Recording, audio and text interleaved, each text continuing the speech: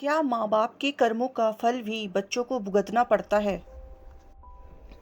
कर्म का सिद्धांत कहता है कि जो बोएगा वही काटेगा। उसमें पति-पत्नी या बेटा-बेटी हिस्सेदार नहीं होते। लेकिन अगर कर्म करते वक्त आप हिस्सेदार हुए तो काटते वक्त भी आप हिस्सेदार होंगे।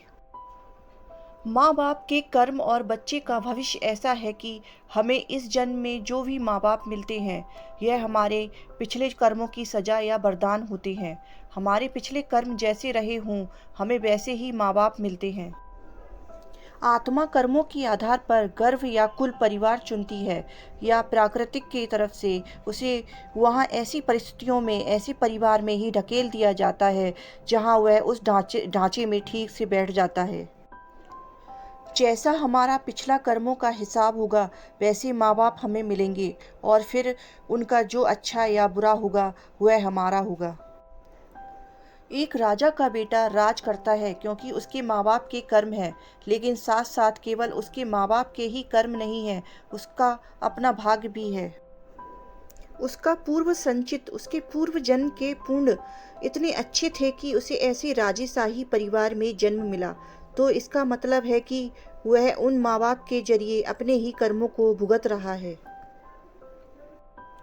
एक भिखारी का बेटा दुख झेलता क्योंकि उसके माँ-बाप भिखारी हैं, लेकिन उसके आज के दुख झेलने में केवल उसके माँ-बाप का ही दोष नहीं है, उसके अपने पिछले कर्म भी हैं।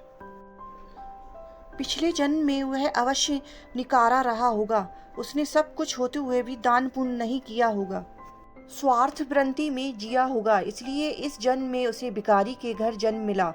अब वह माँ-बाप को दोष देता है, लेकिन उसके अपने कर्मों को नहीं जानता।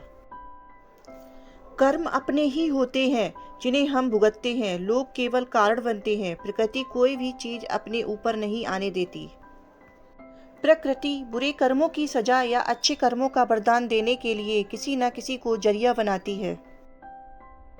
यह खेल अपना ही खेला हुआ है, बस माँ बाप या पति पत्नी इसमें रोल निभाते हैं और लगभग उनके भी हमारे जैसे ही कर्म होते हैं। इसलिए एक जैसे मिलते जुलते कर्मों की आत्माएं एक साथ मिलती हैं।